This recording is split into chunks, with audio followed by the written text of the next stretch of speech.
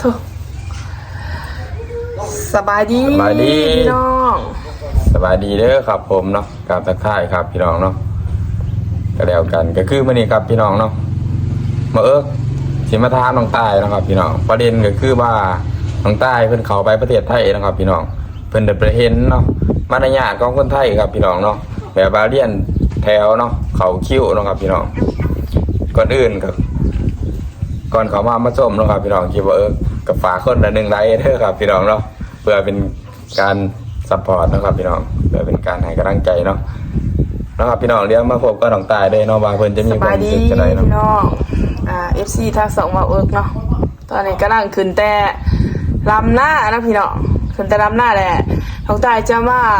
เว้าความรู้สึกให้ฟังเนาะหลังจากได้ไปประเทศไทยหรือว่าไปสัมผัสประเทศไทยเนาะก็คือน้องตายไปเห็นนะพี่น้องไปเห็นคนไทยต่อแถวขึ้นรถไฟฟ้า MRT เนาะแล้วก็คือน้องตายอึ้งยังหูบ่แนวอะไรน้องตายก็คือมารยาทคนไทยเนาะบ่ว่าสิเป็นการต่อแถวขึ้นรถนี่โอ้โหบอกเลยว่าสุดยอดเด้พี่น้องสิพาปานใดก็แม่นได้ต่อแถวต่อคิวได้บ่นี่คือมารยาทของคนไทยเนาะซึ่งน้องตายเห็นแล้วก็รู้สึกดีแล้วก็อยากให้คนเนาะอยากให้คนที่เบิ่งคลิปนี่บ้านเฮาเนาะที่ว่าบ่เคยเฮ็ดนะขึ้นรถบ่เคยเฮ็ดแบบว่าขึ้นรถก็มีแต่สิ่งกันขึ้นนะน้องตายอยากให้เอามาปฏิวัติเอามานำใส่เพื่อความเป็นระเบียบและเพื่อความสวยงามหรือว่าเป็นเพื่อความเป็นระเบียบเรียบร้อยเห็นไหมเนาะบอกเนาะแต่สิ่งสำคัญที่สุดก็คือคนไทยบอกเลยว่ามารยาทคนดีเวลาขึ้นรถขึ้นย่างนี่จะบ่มีเสียงดังเด็ดขาดเด้โอ้เวลาเข้าไปในเห็นแม่นบ่สามารถเบาลังไหลเบาแม่นบ่แม่นว่าบ่สามารถเบาลังได้แต่มันคือการให้เกียรติคนอื่น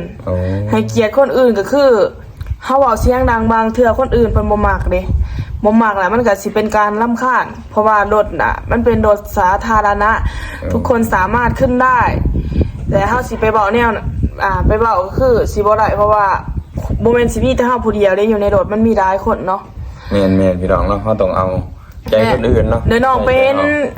แบบนั้นก็คือรู้สึกดีใจเนาะที่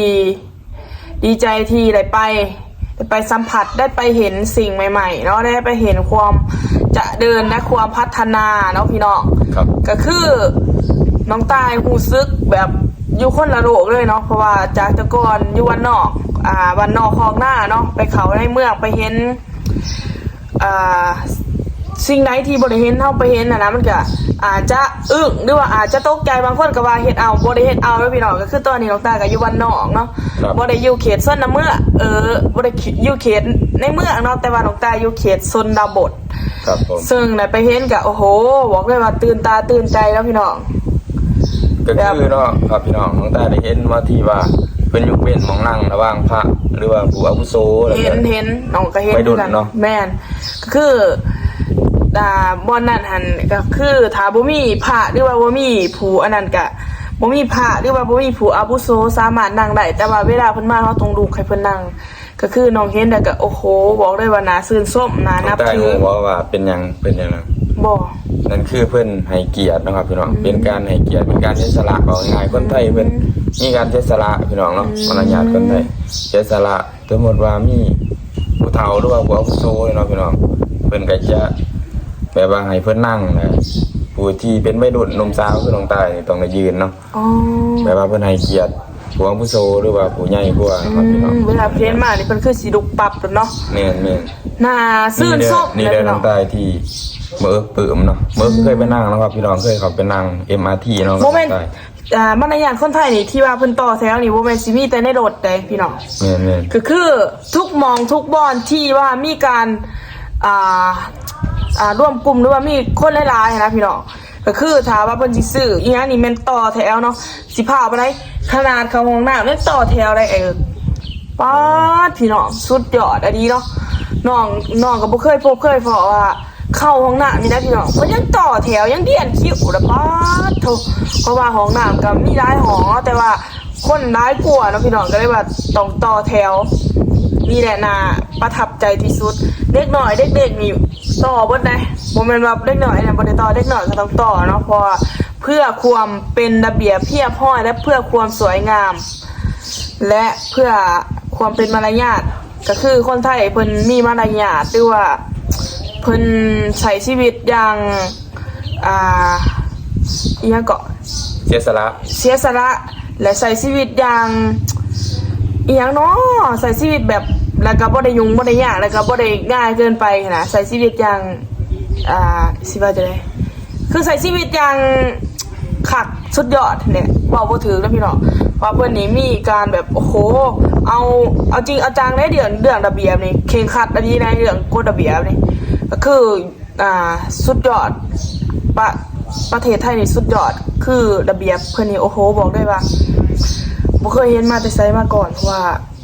จากยกตัวอย่างเนาะคนแถวบ้านเฮาไปขึ้นรถโดยสารนี่ญาติกันได้บ่ญาติกันแต่มันสิบ่เป็นระเบียบได้ว่านี่มันสิเป็นแบบจักผู้ใดอยู่ไสนะพี่น้องแม่นแต่ว่าคนไทยนี่เด็กน้อยนี่เวลาเฮาเอาของให้เด็กน้อยบ้านเพิ่นนี่นุบเด้แต่ว่าบ้านเฮานี่ดึงเอาเลยบางเทื่อญาติเอาซะคือเด็กน้อยนี่บางคนนี่เนาะครับพี่น้องเนาะเป็นผู้ใหญ่เนาะคนไทยสบายดีน้องตายยกมือสบายดีไปเนาะอันนี้เบิกปื้มดีๆหรอกปื้มได้ไปเห็นกับคนไทยมีมารยาทดีๆเลยน้องตายก็บ่น่าเชื่อเนาะแต่ก็เชื่อแล้วก็เห็นแล้วก็รู้สึกดีรู้สึกมีความสุขนะพี่น้องถ้าว่าบ้านเฮาเอามานำใส่คือเพิ่นคือสิดีเนาะแม่นบ่เอามานำใส่นี่ดีพี่น้องเป็นระเบียบดีเนาะเป็นระเบียบแล้วก็เป็นระบบระเบียบได้เนาะพี่น้องในการน้ำใจคนไทยเป็นจังได๋ครับน้ำใจคนไทยนี่บอกด้วยว่าดีน้องได้ไปเห็นแล้วก็คือโอ้โหสุดยอดเชื่อว่าน้องขึ้นรถเมล์มื้อนั้นเงินบ่พอบ่แม่นได้รถเมล์บินมอเตอร์ไซค์เงินน้องไปนั่งเนาะแต่ว่าดื่มเซ็กเงินในกระเป๋าไปนั่งก็คือค่าวินนั้น20 บาทแต่ว่าน้องมีเงินอยู่15 บาทน้องก็ได้บอกเพิ่นเฮ้ยพี่หนูขอเบอร์พี่ไว้หน่อยได้ไหมพอดีเงินหนูไม่พอไม่ได้เอาลงมาจากห้องเดี๋ยวหนูจะเอามาให้นะแล้วก็บอกเฮ้ยไม่เป็นไรน้องไม่เป็นไรเอาไปเลยแล้วคือแบบเขาจะบริเหตุเอาแต่เงินแต่เหตุมาเพื่อช่วยเหลือประชาชนว่า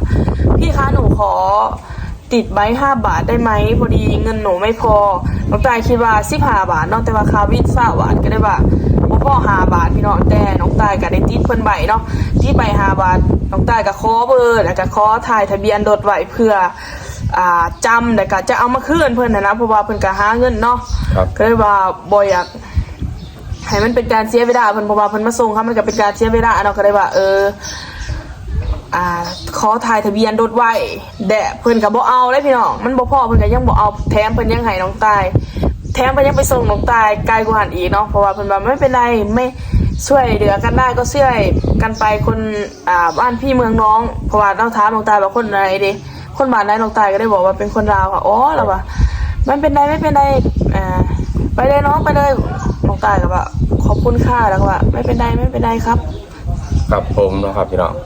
และนี่ก็คือเรื่องเล่านะครับพี่น้องของชาวลาวเนาะแต่เขาไปประเทศไทยนะครับพี่น้องซึ่งว่าเลยไปเห็นมารยาทของคนไทยและน้ำใจของคนไทยนะครับพี่น้องกับปลาปื้มเนาะหลังจากกลับมาบ้านก็ไปรู้สึกดีเป็นวันน้องตายเห็นเนี่ยหลังจากไปเที่ยวไทยหลังจากไปเที่ยวไทยก็รู้สึกดีเนาะแต่ว่ามันก็คือ